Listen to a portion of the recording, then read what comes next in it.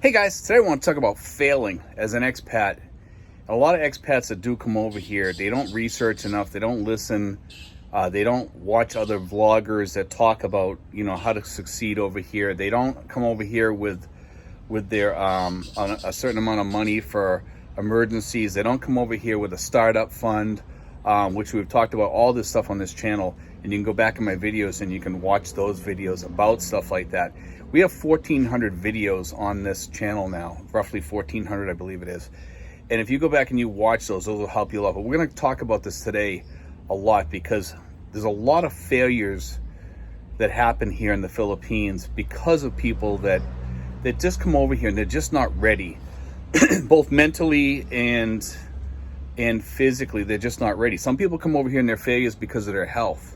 Okay, that's a big concern with a lot of expats over here, because when people come over here, they still think of themselves as 17. I'm going to be able to get a girl that's 23 years old and I'm 70 years old or something, and they think like they're back at 17 again, and it's just not the reality of it.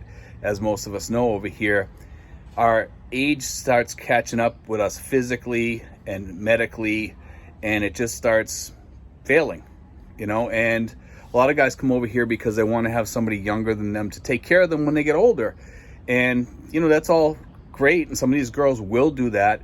But they go after girls that are too young, and the girls just give up on that. You're better off getting somebody that's older, not in their 20s or 30s, I would say. That's just me.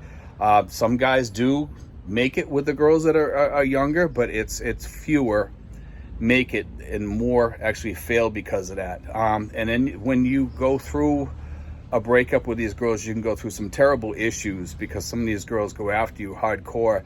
And at our age, we're just not fit and ready to go through that type of stuff anymore. When we go through issues with some of these girls, and it can be terrible, it can be brutal. And the other thing over here is success counts on how much money you have coming in each month. That's why I talk about the sweet spot budget. The sweet spot budget of between $2,000 to $3,000. I actually think you should have more than that, to be honest with you, to live happily over here. I think we're catching up with America relatively fast over here. I think anybody would agree with that. I think even rents are going up in some spots over here relatively fast. The days of paying rents of $80 and $100 and $125 for a decent one bedroom, guess what? Those days are kind of gone in many areas except for here. There are other spots, but they're not as nice, and they don't have what we have here.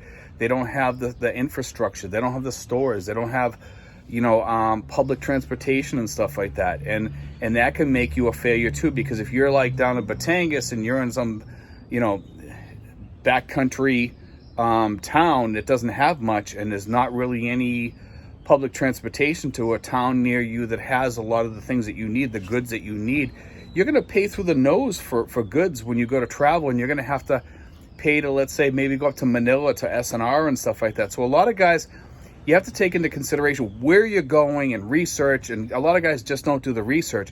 There's a lot to consider here that a lot of guys don't consider when they come here. It's where you're at. Okay, like guys going down to Dumaguete. Now there's so many guys down there that they've kind of raised the rents up down there. You pay a little bit more for everything because it's the some people call it the skin tax or whatever.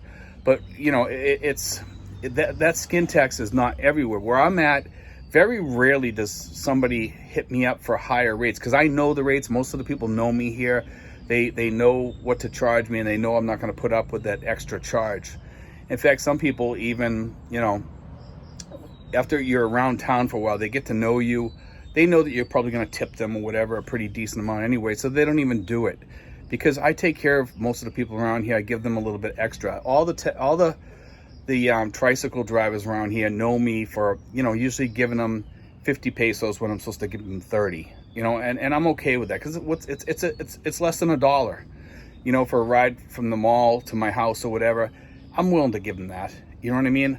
And but when you're out far away from here, even if you got tricycles around it, you really, if you're out in the country, you're not going to be able to take a tricycle to the nearest Walmart per se, and you're not going to be able to go to the nearest SNR.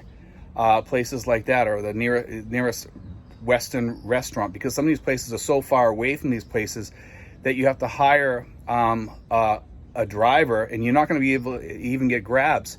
So you want to have a place that has transportation. And also, when you go out to these places, stay there for a little while. And this is a thing that will make you fail. If you go into a place and you sign a lease for 1 year, not knowing what's around you, and then you find out after, like, wow, the nearest major supermarket near me is an hour away, where I can get Western foods. It's an hour away or an hour and a half away or whatever. And there are places like that around here, and some expats go to these places and they go there because their girlfriend lives there and their girlfriend tells them it's nice. Don't listen to your girlfriends that you're talking to online about how great the place is, because they're used to living there.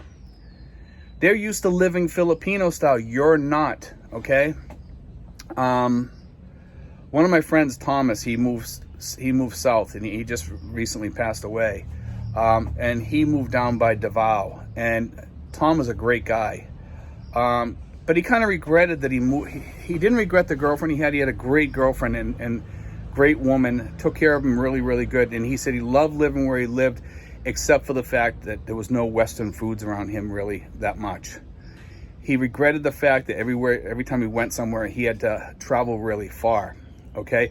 Medical facilities were really far. And he told me if he ever had to do it over again, this is before he passed away, that he would want to be closer to medical facilities, number one, and number two, where better supermarkets and food were, and he would want a better home.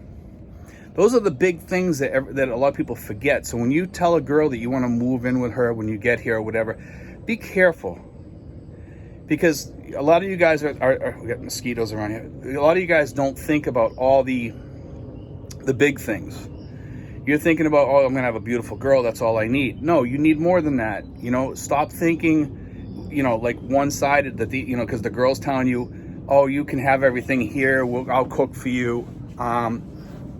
If you're used to eating Filipino foods, that's okay. If that's what you're okay with eating. But medical, supermarkets, clothing stores, things like that, and some of us guys are big. I'm not huge over here, but I mean, even me I'm just like an average size American, and over here I have a hard time finding clothes because I'm taller. So the shirts are short over here, and I'm a little bit larger. So, I mean, for me to get those, I have to go to Maxwear section of SM and not supermarket, SM department stores, go in there, and then I have to find a pair of shirts that fit me, or a pair of shorts that fit me, and that's kind of rough sometimes, because if you live out in these places really far away, you have to travel maybe 2 hours or an hour and a half to go find one of these places, and they might not have that there. Some SMs have it, some SMs don't. These are the things. But also remember, guys, this here also, and this is a big one, the startup fund.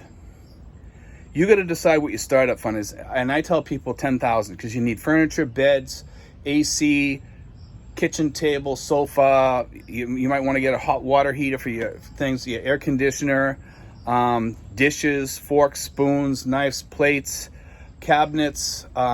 You need a lot of things. Coat hangers, all this stuff. Write all this down on a list, all the stuff you're going to need, and write roughly what you think it's going to cost, so you can figure out what your startup is going to be. Also, you have to figure out your first and last deposit, and on your rents. These are all things you got to pay for. Those are things you're going to need in your startup. And also your emergency fund.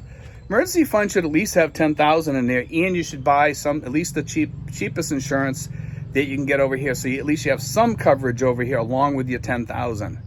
You need that. Yeah, it's a must-have over here to have that.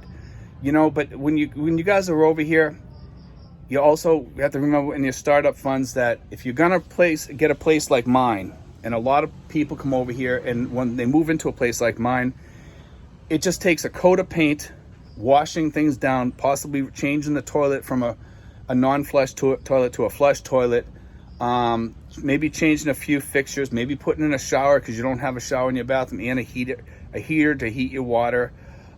Things like that. A refrigerator you're going to need, because most homes do not have a refrigerator. You're going to need a gas stove, a toaster oven, a microwave. These are all things you got to put on your list. okay? And, if you don't have that, what do you got? But when you move into one of these houses, you also have to do some painting usually, caulk, do caulking in the house, painting. You want to put some door brushes on the bottom of the doors so insects can't get in, snakes can't get in, mice can't get in. Block up all the holes in the place. Like I said, the AC is important. That's a key thing. Some of these places you can get with AC, some of them you can't. And remember that these places are basically nice little places, but some of them pass on. If you don't think that, you have to walk in there with the eye of, okay, what's this going to look like when I have it all fixed up? What do the neighbors look like? Are the neighbors going to, are they okay? Is there karaoke playing? Hey, is there a rooster down below? Is there dogs? Maybe a dog with puppies. Maybe there's a whole bunch of dogs in the neighborhood. Maybe you're right next to the main road and you're hearing all kinds of noise. Maybe you're next to a club that's going to be playing music at night or something like that. You don't want to move to those places. Those are the places you don't want to move to. Where I live right here, it's quiet. It's dead quiet. It's nice here. It's super quiet. It's peaceful. I love it. I love it here. I love it because of the fact that it is so quiet. My neighbors are phenomenal here. The people down below are great. And the people up above are decent and quiet. I can hear a little bit of road noise up back, but that's it. For the most part, I don't hear that much road noise. So when you guys come here, those are some of the things that you're going to run into when you're over here.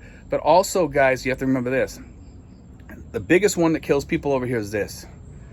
And we talk about this many, many times here, is carrying your luggage over here, your baggage, your bad baggage, psychological baggage, your things from divorces and things like that that you carry with you. You got to leave that home.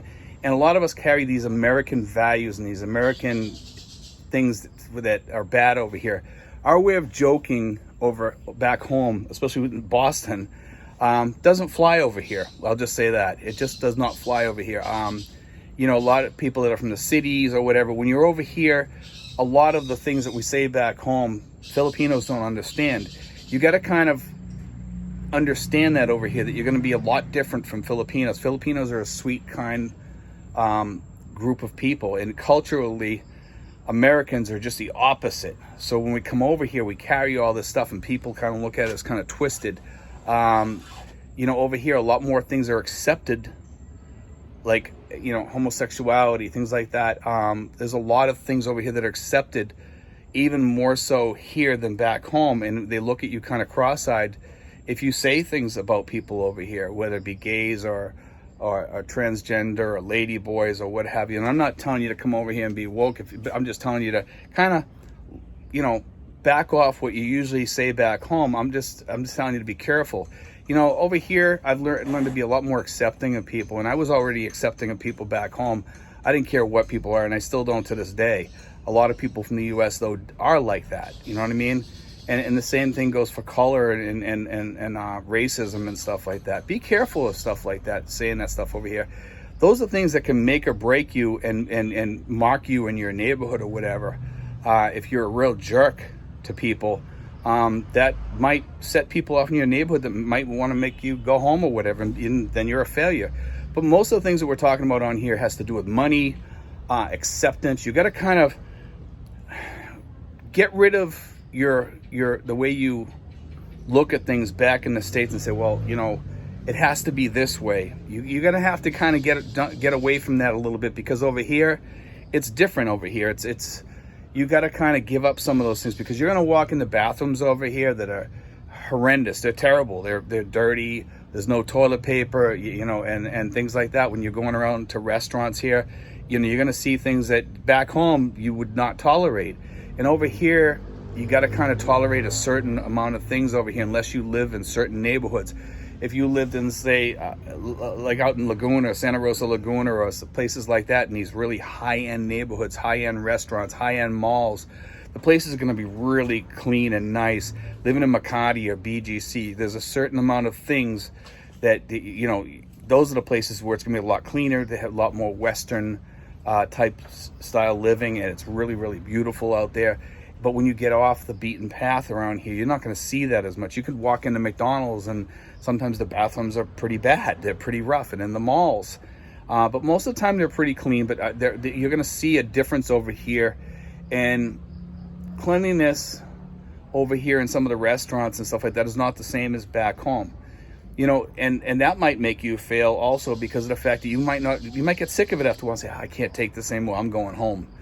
Don't think you can come over here and think you're going to have the same style living over here at a cheaper rate. It's not going to happen, you know, because guys are coming over here and they're thinking, well, I'm going to live off $1,500 a month or whatever, and they think it's going to be like living back home. No, it's not going to be the same thing as living back home. You know, they think like it's going to be cut in half, like it's $3,000 back home, $1,500 here, I'm going to live pretty good. No, it's probably akin to living on like $3,000 back home because cost of living back home, but there's trade-offs.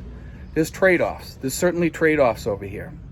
Those trade-offs are huge, you know. But most of the guys that come over here, the first few years, you're going to be like happy as a clam over here for the most part. Some people aren't, but I'm just going to say most people are. But as you start learning and start seeing the underbelly here, and there is an underbelly here, I think for the most part you'll be kind of like, okay, it's good. It's not bad, but it's not perfect like I expected.